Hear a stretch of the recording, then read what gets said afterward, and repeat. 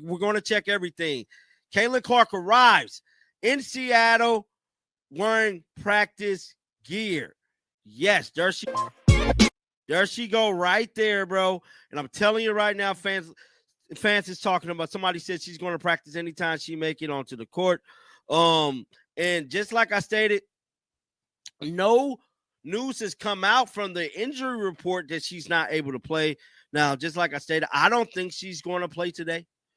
But this is inspiring. This is letting us know that she's back. Recent developments show Caitlin Clark arriving in Seattle wearing practice attire, sparking widespread speculation about her potential participation in the upcoming game. The appearance of Clark in team gear has generated significant fan excitement and discussion across social media platforms. Clark's arrival in practice uniform represents a notable development, as footage emerged showing her dressed for potential court activity. This visual evidence suggests possible involvement in team activities, though official confirmation regarding her playing status remains pending. Supporters have begun analyzing every detail of her appearance, with many expressing optimism about her return to action. The injury report currently shows no definitive updates regarding Clark's availability for the contest. This is letting us know that she's back on the court. This is letting us know that she mean business. She mean business out here, bro.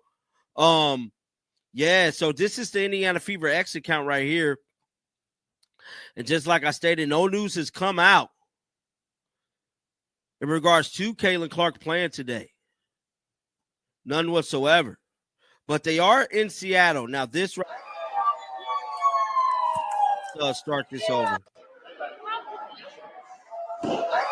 While her presence in practice gear appears encouraging, no official statements have emerged from team management confirming her participation. The Indiana Fever organization has maintained their standard protocol of withholding injury information until closer to game time. Fan reactions have been overwhelmingly positive, with many interpreting her gear choice as a signal of readiness to compete. Social media commentary suggests supporters view this as evidence of her commitment and preparation for potential court time. The enthusiasm surrounding her appearance demonstrates the significant attention her status continues to generate. The Indiana Fever entered this matchup as underdogs according to most predictions, with analysts not favoring them for victory.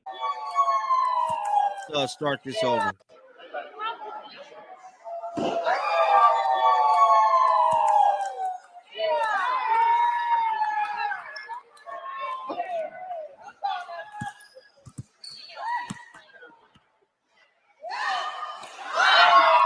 So they there. I'm trying to see if I can see Caitlin in the background. Let me see. Let me try to skim. I don't see Caitlin back there. Where's she at? Hold on. That's her way in the back? No. Other team members, including players like Chloe Bibby, have also arrived and appeared ready for competition. The team's arrival in Seattle has been documented through various social media posts and fan footage. Background context reveals ongoing discussions about Clark's recognition and treatment within basketball circles. Various media personalities and former players have offered differing perspectives on her achievements and impact on the sport. These conversations often center around comparisons with other prominent players and debates about recognition levels. The situation involving Olympic team selection continues to generate commentary from basketball analysts and former players. Where's she at? Hold on. That's her way in the back? No, I don't think that's her. No, I don't see her. Chloe Bibby. Hold on. Is that Caitlin right there? That might be her. That kind of look like Lexi. Yeah, that's Lexi. Now, Chloe Bibby pulled up to the game inside it too. I believe the Indiana Fever are underdogs in this one here. If I'm not mistaken, they had not picked them to win. Chloe Bibby super. Analysts have examined various metrics, including scoring averages, assist totals, and overall impact measurements.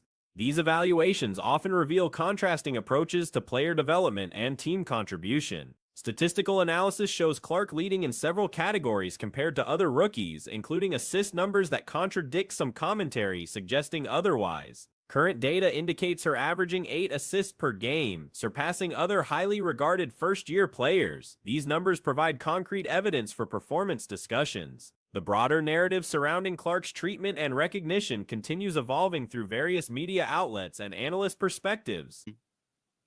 If I'm not mistaken, they had not picked them to win. Chloe Bibby super excited. But yeah, guys, Caitlin Clark dressed out for this one for the most part. It's quite interesting, man. This is quite interesting. Definitely is. Oh, did anybody see this yesterday? Watch this. So I don't know what this has to do with. I read a lot. I read a lot of books. I haven't read this book. But I'm going to go with Conrad because my name also starts with a C. So Different viewpoints emerge from commentators with varying backgrounds and affiliations, creating a complex landscape of opinions and interpretations. This ongoing discourse reflects larger conversations about fairness, recognition, and institutional influences within basketball circles. Social media engagement around these topics remains exceptionally high, with fans actively participating in discussions about player comparisons, recognition, and treatment. The passionate response from supporters demonstrates the significant investment in Clark's success and the broader implications for women's basketball development. Team preparation continues as the Fever navigate both injury concerns and competitive challenges while maintaining focus on their upcoming contest. The organization's handling of player availability and communication strategies reflects standard professional protocols while managing intense public interest and speculation. I'm going to go with Conrad because my name also starts with a C. So that's just giving me good vibes. But I'll look into the book. So I don't know what this has to do with. I did a video yesterday, and I really think it should have got more views, and I'm going to put it in this video so you guys can watch it. But explaining to you guys how I believe there's a conspiracy resulting in UConn targeting Caitlin Clark. It's a whole big UConn Mafia attack, and that's where I'm going to leave you guys at. Keep them bills on. I got some more heat coming out. I'm telling you right now, I'm on it today. Aaliyah Boston represents a remarkable talent whose development trajectory and contributions deserve recognition rather than criticism. Her collegiate success at South Carolina established a foundation that has translated effectively to professional basketball. However, certain segments of the WNBA fan base have developed unfounded negative opinions regarding her character and playing style. Boston's professional evolution demonstrates exceptional adaptability and basketball intelligence. Rather than maintaining resistance to change, she embraced modifications that maximized her potential alongside her teammates. This flexibility allowed her to consistently achieve personal milestones by positioning herself strategically for optimal scoring opportunities, including open jump shots and interior finishes. Right now, I'm on it today. I'm dropping a whole lot of videos. You do not want to miss it. Like always, man, shake the haters off. Here, what happened? Caitlin Clark was what? Snubbed from the Olympic team, wasn't she? Say selection committee chair Jen Rosati explains why Caitlin Clark didn't make the Team USA roster. Why she didn't make the Team USA roster. It wasn't the privy of our committee to decide how many people watch or how many people.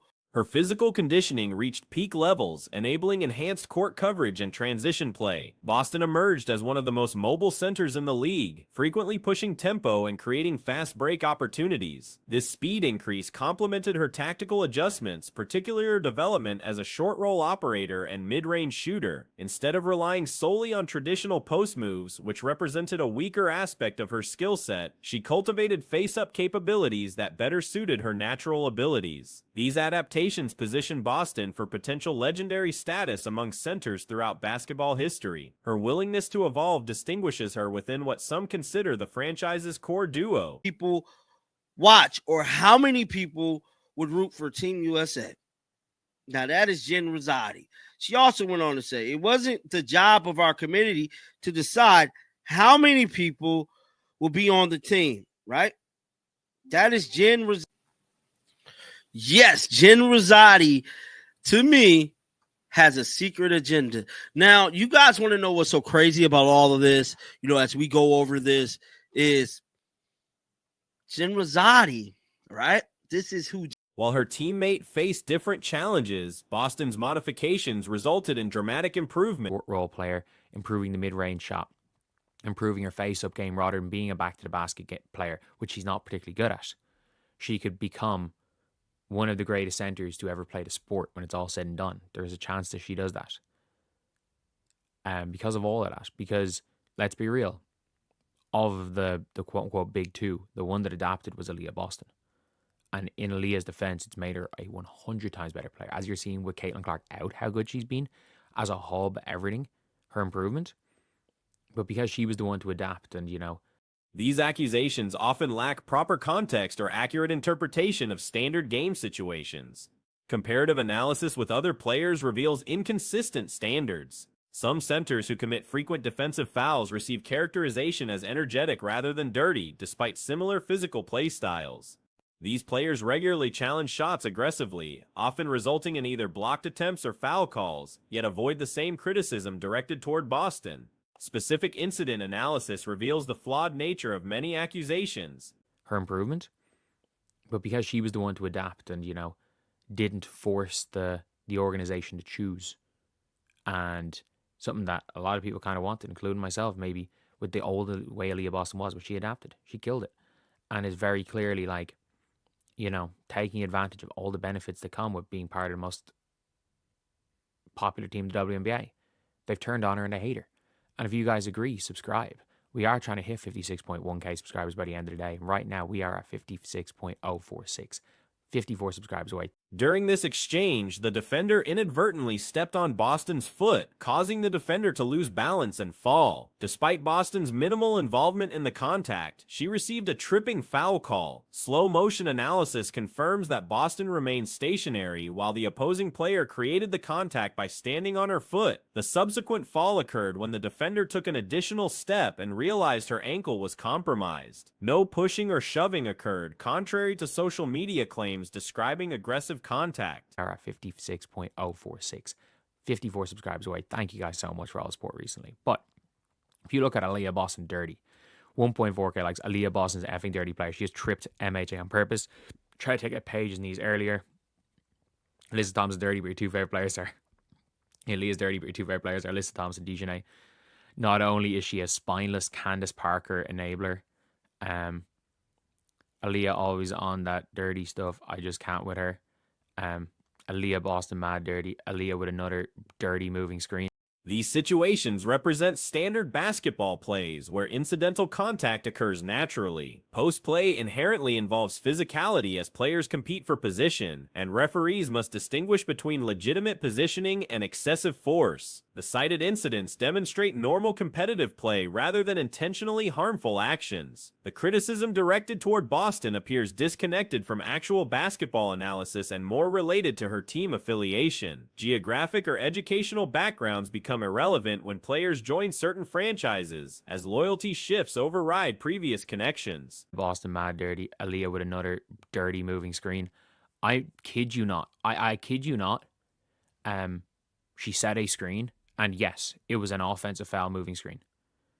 Like, Cam Brink is the chaotic good of whatever Aaliyah Boston's got going on. Always fouling people, but it's never dirty. It's almost always because she has too much energy going for blocks. Like, what the hell? What is that supposed to mean? Cam Brink just runs around hacking people. Like, Cam Brink literally, like, if you pump fake, I'm not joking, if you pump fake on Cam Brink is jumping through the air. And if you shoot through the pump fake, she is not. This phenomenon reflects broader patterns where individual players face scrutiny based on organizational associations rather than personal conduct. Future prospects suggest continued evolution in player preferences among fan groups. Current favorites may eventually be replaced by emerging talents, creating cyclical patterns of support and criticism. Upcoming prospects include highly skilled players who could reshape positional expectations and redefine excellence at their respective positions. One particularly promising prospect demonstrates exceptional versatility and could represent the ultimate evolution of current player archetypes. Brink is jumping through the air, and if you shoot through the pump fake, she is knocking you on her ass. She just runs around hacking. Like, Cam Brink is so far from dirty, but Cam Brink literally just runs around hacking. Like, there is a 50-50 chance. If you go up on Cam Brink, you are either getting your shot blocked or you're shooting 2 free throws. You're never scoring on Cam Brink. You're either shooting 2 free throws or getting your shot blocked. But it's this weird thing, and I kid you not, this is the play. The moving screen play on Paige, I'm not joking, was a moving screen, but it was literally, she kind of set the screen. This individual combines the best attributes of established stars while potentially surpassing their achievements. Such talent emergence continues the natural progression of basketball excellence across generations. The fundamental issue remains that Boston's playing style lacks any legitimately dirty characteristics. Her positioning, screening, and post-play all fall within normal basketball parameters. Accusations of unsportsmanlike conduct appear manufactured rather than based on objective observation of her actions on the court. It was literally, she kind of set the screen, and people were like, she took out Paige's knee. Paige got hit on like her upper quad. Like, it was closer to hitting her in like, it was almost at her hip. It was a dead leg. She got a hit to the muscle there on the quad. It is one of those things where it takes you out. It takes you out of a game for a few minutes and you go back on and play, and it might hurt the next day and it might hurt the next time you play, but it's not like it's nothing. They weren't going off, like Paige was coming off screen at 60% speed. It's going. Standard basketball situations involving positioning battles, screen setting, and defensive positioning should not generate controversy when executed within established rules and competitive norms. Boston's approach to these fundamental aspects of the game reflects proper technique and sportsmanship rather than any problematic behavior patterns. Critical analysis reveals that opposition to Boston stems from factors unrelated to her actual playing style or character. Her successful adaptation to professional basketball and continued improvement should be celebrated rather than criticized. The unfounded nature of accusations against her demonstrates the importance of objective evaluation over reactionary commentary. Just coming off screen at 60% speed. It's going to hurt her a little bit. Adrenaline's going to get her through the game. It's not going to hurt her in the game. It might hurt her today. It might have hurt her yesterday, but she's fine. She'll be fine today. Like, it's a freaking dead leg. Like, but this is the play that apparently Myisha Hines-Allen got shoved to the ground. Aaliyah Boston just shoved Myisha Hines-Allen to the ground. She needs to seriously chill. Why is this fan base just been flat out lying? Boston shoved her to the ground with her elbow. I kid you not. So, these two players are fighting for post position. They're fighting for post position. Myisha Hines-Allen does a really good job of three-quarter fronting and getting the steal. So you guys probably can't see it here because of the whole pause. I'm going to take it away, but just look at Aaliyah Boston's foot. We're going to go 25% speed just so you guys can see the foot even more. So what happens is that she fights in front. Aaliyah Boston's trying to get the seal. So Myisha Hines-Allen stands on Aaliyah Boston's foot. Aaliyah's nowhere near her, and then she rolls her ankle.